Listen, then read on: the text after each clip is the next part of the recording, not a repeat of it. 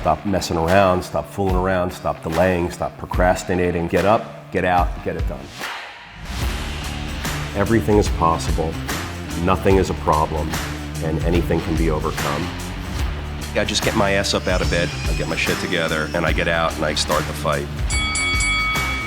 And that will transform you from a mere mortal into a superhuman being. I've never, ever, ever met anybody who told me that they got rich watching their IRA or their 401k.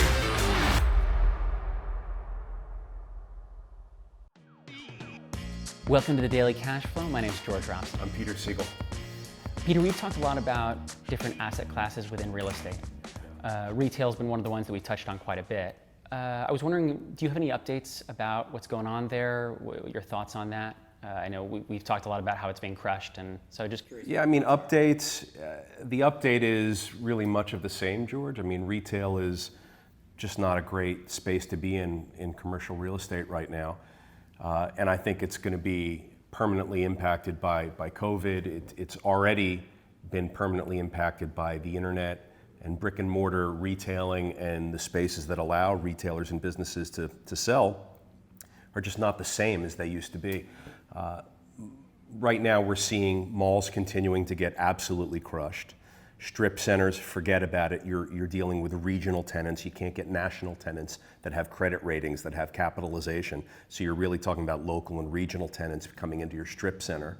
I mean, it's very tough. No one has the money, no one has the revenue. Everyone's saying they want to sit it out, wait on the sidelines, sell on their website, focus on online sales, and then they'll see what's going to happen in 2021 if they feel like reoccupying physical space.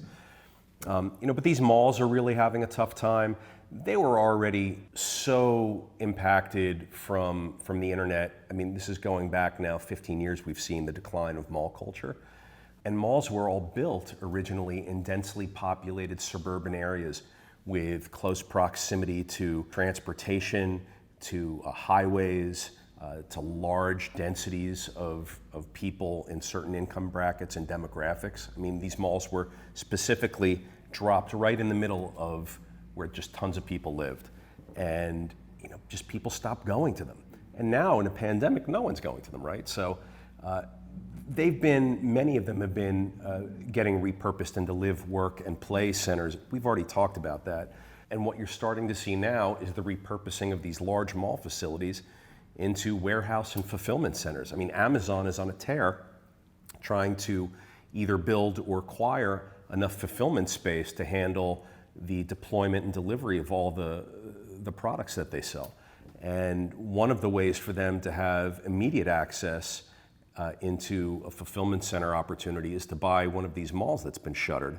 I mean, think about it. The mall is right in the middle of large density population, as we said, close to transportation hubs. Typically, they're also located around public transportation, so people of lower incomes who were previously working at the mall, they could get to work. Now the fulfillment center can attract employees who might not have a car. Also, it's going to be cheaper for them to buy an existing structure, a mall, and retrofit it to their needs to become an Amazon fulfillment center than it is to go out, find land somewhere, because you have to find the land first, get approvals, and then build. It's going to be cheaper and faster. So by all means, it's no surprise to me that Amazon's out there trying to buy up some of these mall properties in many of these markets across the country because they have to expand their fulfillment capabilities. And I think it's a blessing for the mall owners. They didn't have any options. They either had to repurpose that mall themselves or they had to sit on these huge vacant behemoth of a property with who knows what financing they had and debt they had on this property. So that was an issue. Now, Amazon's not paying pre-COVID, pre-internet mall culture prices for these properties. I mean, they have to do structural improvements and retrofit these properties with technology and whatever other equipment they need to become a fulfillment center. So it's not going to be completely inexpensive for Amazon, but look, if you're going to buy land and put up a fulfillment or warehouse property, you're going to be into it with today's technology needs, probably $250 to $325 a foot. It's not cheap. Here you can probably buy these mall properties for half of what replacement cost is, spend a little bit of money retrofitting, and you're into it faster and less expensive than you would be if you had to build. Look, there's always silver linings to horrible economic events because of the way the tides flow and the way markets shift. And right now, we're seeing how malls are, in addition to getting repurposed into live, work, and play centers, here's another option for them. They're going into a new life as an Amazon fulfillment center. And God bless them, because otherwise they'd sit there and they'd crumble. I mean, right near us, George, here in Monmouth County, New Jersey, look at Bell Labs, located in Homedale, right? I mean, this was the largest single office complex in the state, and one of them in the country. I mean, if not the largest in the country. Massive office complex, Bell Labs, sat vacant for years and years and years. A massive campus. I mean, the acreage, the physical brick and mortar square footage, the utilities to come in and service this place. I mean, cobwebs, dust, and crickets, right? What happens? An entrepreneur, real estate developer, decides to buy it, a local guy from around here in our area, puts together a deal, and he converts the space from a leaky sieve with bugs and rats running through it into really unique space with coffee shops servicing tech industries and startups and unique businesses that were seeking very inexpensive office space. Now look, I know we're in the pandemic, and I know what the effect of the pandemic is on office space. So I'm not saying that the Bell Labs project was immune to the pandemic. It's not. But in terms of repurposing it from an old, unusable property into something that was new and had a new life and had new pulse and heartbeat, I mean, this was an amazing transformation. The malls are going to go through something similar. So I'm on LinkedIn a lot, as many people are, and why are you on LinkedIn? Well, I'm not looking for a job, but right. you know, it's good to keep connections. We go talk about relationship, keeping up those relationships. Good answer. And on the right side, you always have that trending topics section, and I wonder if this is going to be a trending topic in the next few months, because this topic, drop servicing, has doubled. Service arbitrage, right? Yes, yeah. That it's essentially like, you know, drop shipping, but with service rather than inventory. Right. And with drop servicing, essentially you're securing the job. For our listeners, to explain that we're essentially securing jobs and then hiring freelancers to execute on that job. What I'm curious about for you is, do you see this as a good opportunity for entrepreneurs to kind of get their feet wet because of the low barrier of entry, or do you see it more as a false sense of security that could lead to, you know, maybe undercapitalization for startups, that kind of thing? Well, I mean, any new sector is always an opportunity for entrepreneurs to become involved. And yeah, if you're entrepreneurial, if you're looking for something and you think that this is a sector where you think you can compete and make some money, I mean, by all means.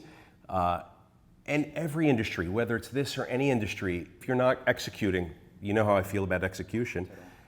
And if you're not capitalized, you're just going to fall by the wayside. So I don't think it's any different than any other decision an entrepreneur can make in terms of what industry or sector they're going to go into. It's such a weird one to me. I mean, what you're saying, George, is that there's people out there that will hire me to fulfill a job, service, or contract, enter into agreement with me, pay me money. I have no employees, no connection to the industry perhaps. I'm going to go out and farm it out to third parties. I'm going to farm the whole thing out. And really, I'm just going to manage the third parties delivering the end product to the guy that hired me. I mean, it's so weird. I mean, I don't know what the person who hired me in the first place was thinking. Why don't they just go out and hire the company? Now, I realize what you're pointing out is that a lot of the people that are providing the service arbitrage on these contracts are marketing themselves as if they are the provider of the product. The job itself. Yeah, they're not doing the job. They're farming it out.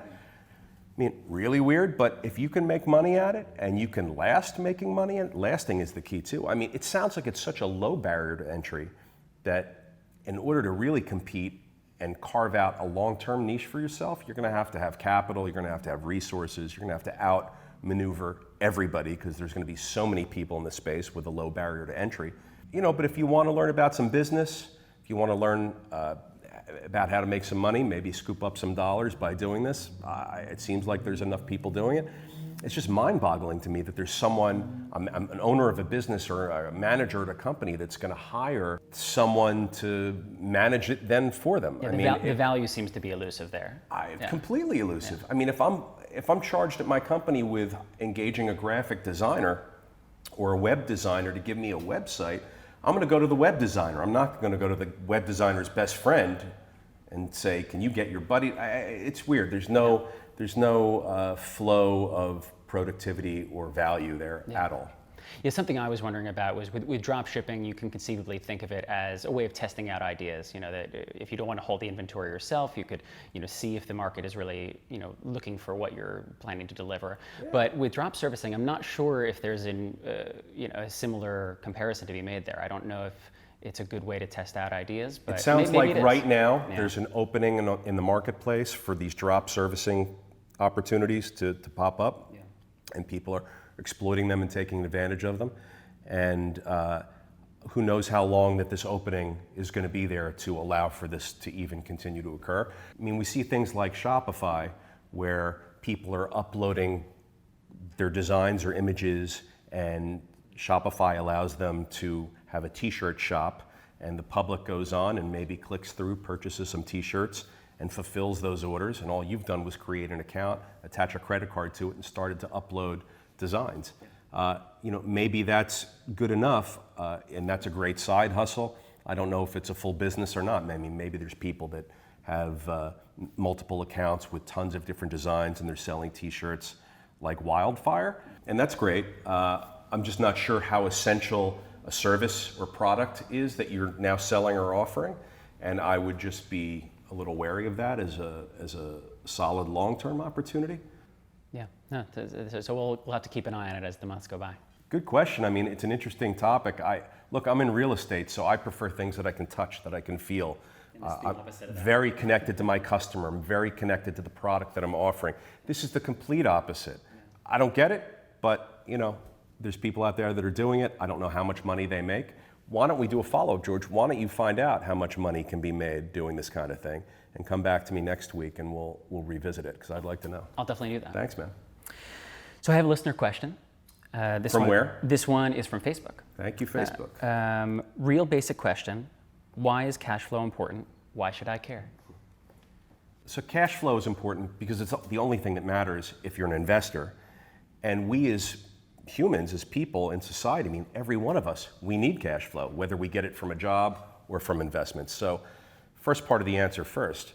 If you're an investor, to me, it's the only thing I look for is cash flow. Otherwise, I'm relying on paying a price for something that has no cash flow and hoping that I can one day sell it to somebody else with no cash flow at a higher price.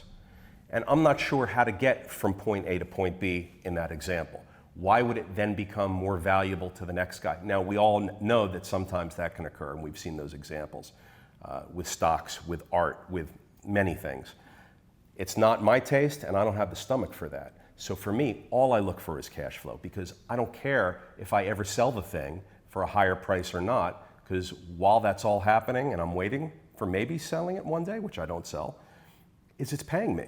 So it's the holy grail of what I look for in investments. In my personal life, in your personal life, we need cash flow, man. We need money coming in. That's an obvious one. So would you take a job for no money? Why would you make an investment for no cash flow? To me, it's the same thing. Another listener question. From where? This one was from TikTok. Again, TikTok. TikTok's coming in. Do we know if it's young TikTok or older TikTok? This strikes me as younger TikTok. Okay. This one says, Peter, just got out of college. Well, there it is. Younger. Okay. Peter, I just got out of college, getting this message, I do what I love. What do you think about that message? The message of do what you love? Yeah, just do what you love. I think that's an important message. I mean, there's a lot of things to unpack there. I think we're told to do what we love our whole lives. Study topics that you like in school, play sports that you like, right? I mean, do what you love for a career. Study something, then have a career in that field where you love what you do. So the first thing that comes to mind with that is that this is all part of the messaging and conditioning that we all receive our whole lives, which really put us on the path of being a compliant worker to have a career where we're making maybe a finite amount of money in that career, but we're doing what we love, so we somehow justify it because we're doing what we love. And one day, many of us wake up, we're older in life, and maybe we still like this thing, but we don't love it because we're not making the money we want to be making. So, I think a lot about what we're always told is to drive us in a direction that sort of the larger societal engine wants us to be in. And doing what you love is one of those things. I would rather see people do something they don't love as much, make a bunch of money, because you need money as a tool to achieve your ultimate goals. And then you can start doing what you love, or preferably, I would think, invest in what you love. I love my business. I love being in real estate. There's several or many things along the way that I really don't love so much, but the overall picture I love. But I do the things that I don't love so much, and I plow through them, and I get them done, and I try and get them done with a smile on my face. Do I love everything? I don't love everything, but it's a means to an end. And I do it because I make the money that I make with the investment opportunities that I can produce.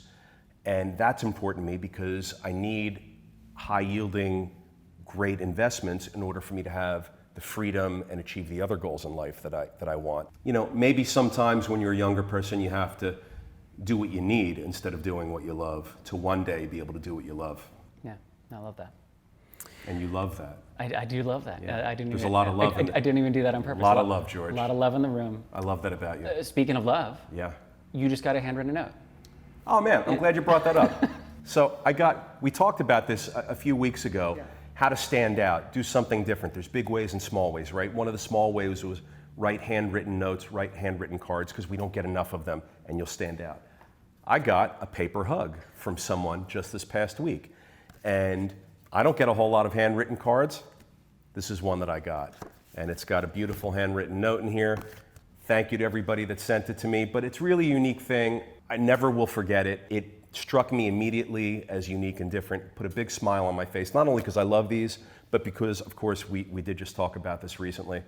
And I swear I didn't tell them to send that to me. It just came. And just a wonderful thing. And I think affirmation and evidence of what we talk about, George, and that's always a good thing when I can point to something and be like, I was right. But I was right because I received this and it made me feel good. That's what I'm saying I was right about. And it made me feel good. And sure, you've got a staff. Things are fucked up right now. Maybe not everybody's working at full force with all pistons firing right now.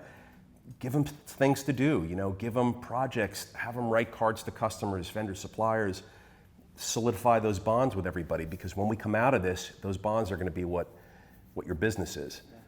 So I love that. Thanks for bringing that up. Yeah, no, totally. More love in the room. Yeah.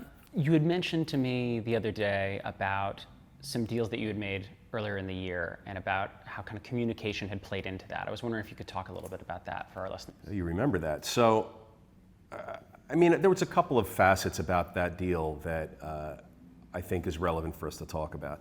So, the first thing is that I had to compete to get it. So I made an offer for $50 million to buy this property.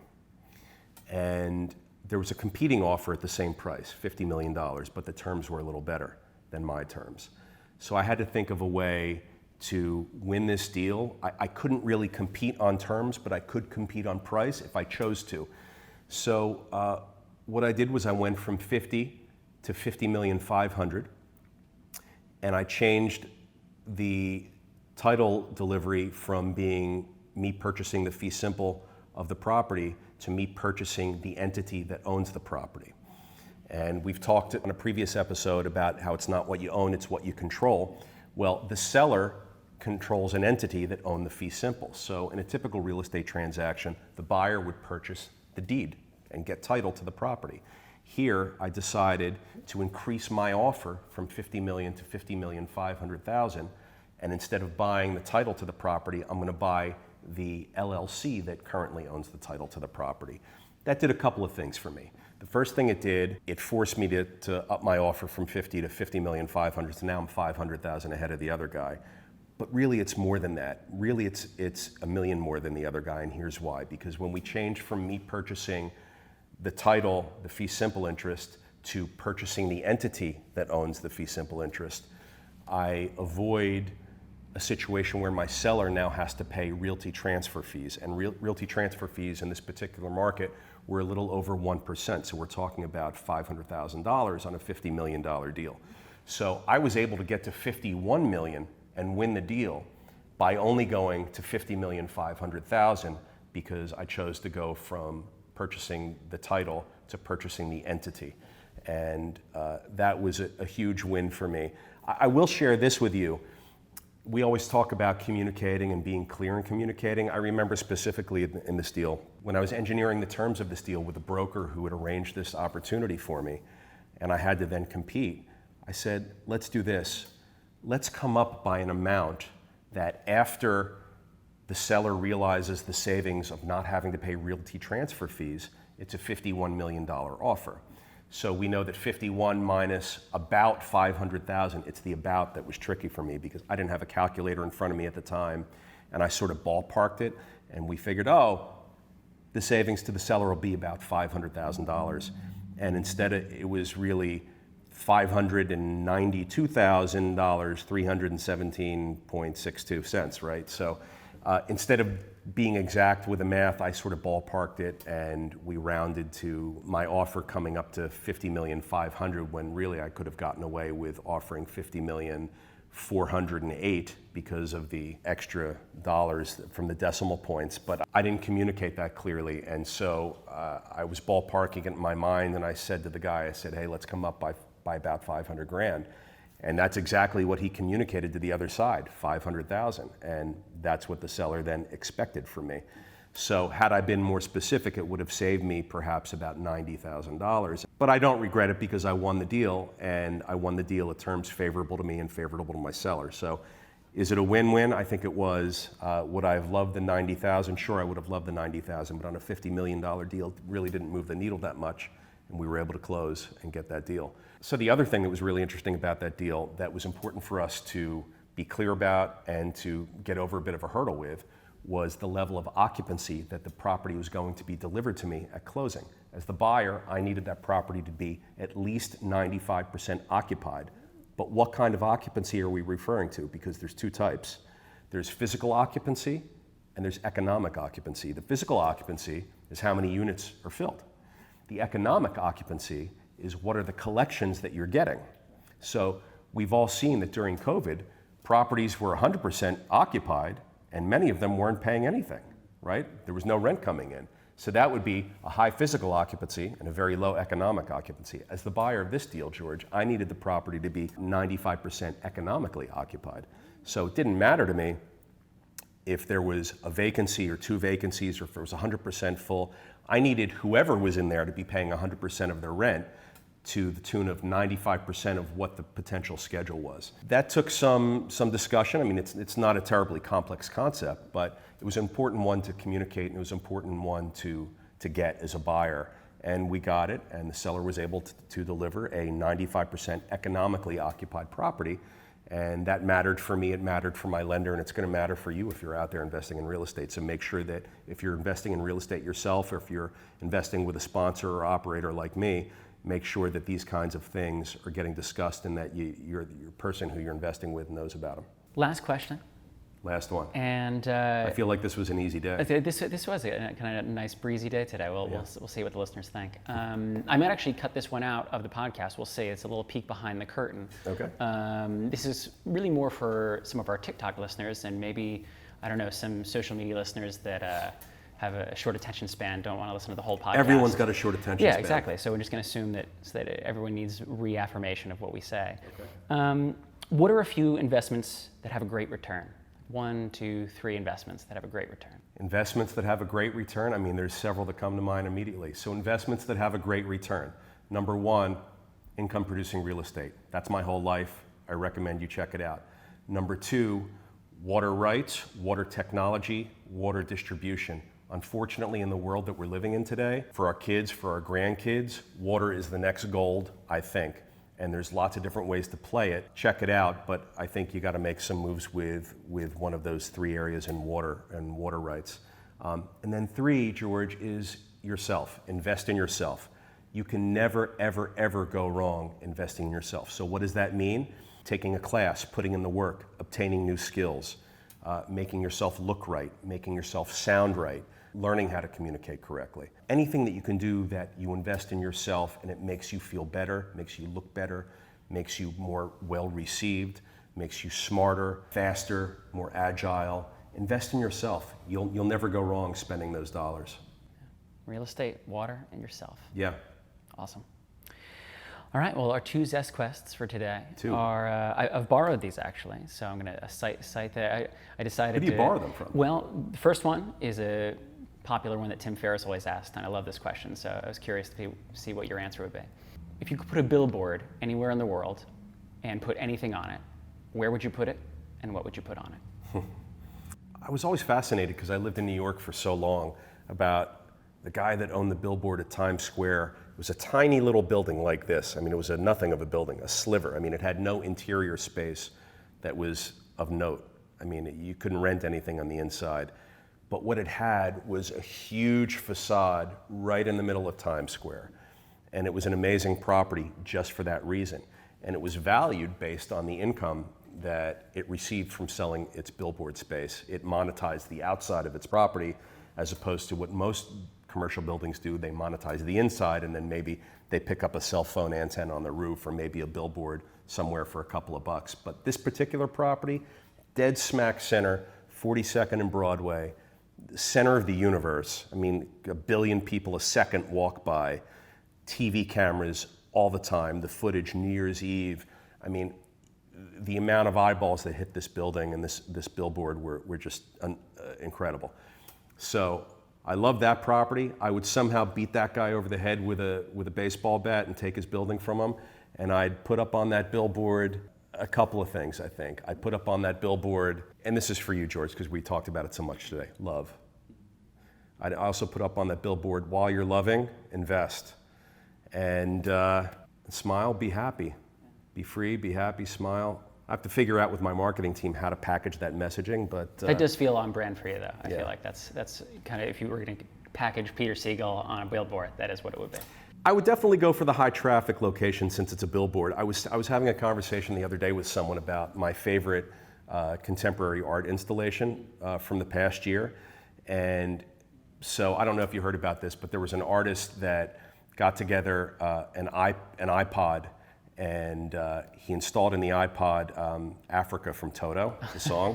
Yeah. And he put it up on a pedestal. He went down to Africa in the middle of the desert, in the middle of nowhere. I mean, there was nothing around but sand. He put this pedestal with the iPod on top and a speaker connected to it. He pressed play and he ran away. And so the song Africa was playing on loop in the middle of Africa. Wow.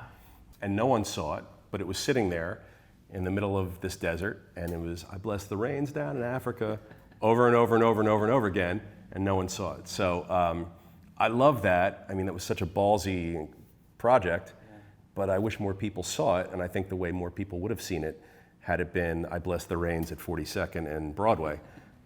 Well, maybe that's what you can put on your billboard. You can get a video of that art installation and put it on your billboard. Well, that speaks to the core principle of real estate: location, location, location. Sure. Location's everything. So I think this guy had a great location with his art installation, because sure enough, he got covered by the New York Times, or somebody did a write-up on him, and so that's how I learned of it. And but wouldn't have been great if millions of people could just walk by in the desert and see that. What I love about your answer to this question is usually the listener, or the people that answer this question, it tends to be all about the message. And you being a real estate guy, it was very location based, which I loved. There was a nice twist on glad to help you out. Yeah, that was a nice twist on the question. And then final question. This is from Bernard Pivot, although probably popularized by James Lipton from Inside the Actors Studio. If God exists and you die and you go to heaven after you die, what do you want he, she, them to say to you when you enter the pearly gates?